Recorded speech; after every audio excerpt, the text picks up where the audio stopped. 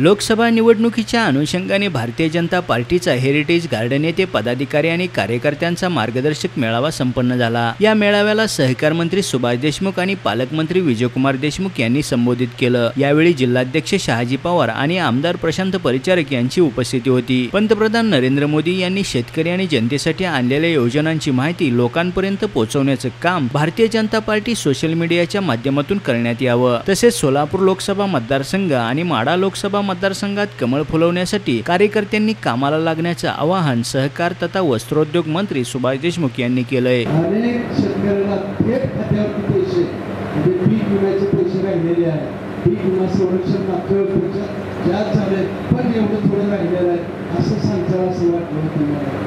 या महाराष्ट्रामध्ये किंवा सगळीकडे लोकसभेच्या निवडणुका येत्या म्हणजे मागच्या काळामध्ये राष्ट्रीय महामार्गाची संख्या एवढी होती आमचे आता जवळपास त्याच्या 5 पट म्हणजे मागच्या वेळेस 6,000 काहीतरी 700 किलोमीटर राष्ट्रीय महामार्गाची संख्या होती।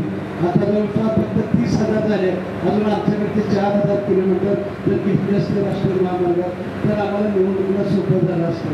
म्हणजे 5 पट वाढून सुद्धा अजून 2 वाढायचे।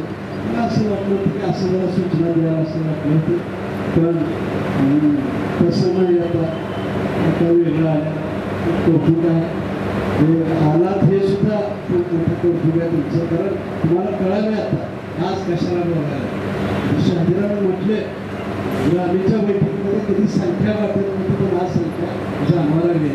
शहाजीराव तुम्हाला जबाबदारी सांगतो हे आमचे सैनिक आहे। या सैनिकाला कळा लागलेला आहे आता माननीय मोदी साहेबांनी आव्हान केलेलं आहे देशातल्या 130 कोटी जनतेला आव्हान केलं काय केलं की ज्या आतंकवाद्यांनी आपल्या हल्ला केला आणि ते जे जवान त्यांचे मारले गेले त्या जवानाचा शहीद जवानाचा बदला घ्यायचा या लोकांनी आता ठरवलेलं आहे। मागील 60 वर्षाच्या कार्यकाळामध्ये जी कामं झाली नाहीत ती भाजप सरकारने 5 वर्षाच्या कार्यकाळात पूर्ण केली आहे। त्यामुळे देशाचा सर्वांगीण विकास झाला आहे। त्यामुळे मोदी सरकारचं काम जनतेपर्यंत कार्यकर्त्यांनी पोहोच करण्याचं आवाहन पालकमंत्री विजयकुमार देशमुख यांनी देखील केलंय। आजचा हा लोकसभा असला तरी माझ्या मतदारसंघात पडणारे मत हे माझ्या कामावर किंवा माझ्या कर्तृत्वावर ते पडतात की असं नाही की आपल्याला त्या मतदारसंघातल्या सगळ्या कार्यकर्त्यांना तळागाळातल्या घेऊन आपण काम केलं तरच पडणार आहे आणि ती पावती ही आपल्या मतदारसंघातून ठरत